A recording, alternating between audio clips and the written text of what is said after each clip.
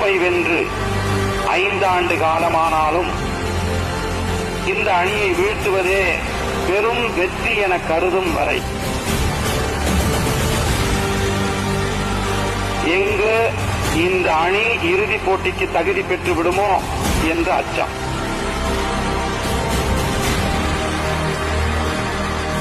ஐந்து முறை பட்டம் வென்ற சென்னை அணிக்கும் அதன் ரசிகர்களுக்கும் இருக்கும் வரை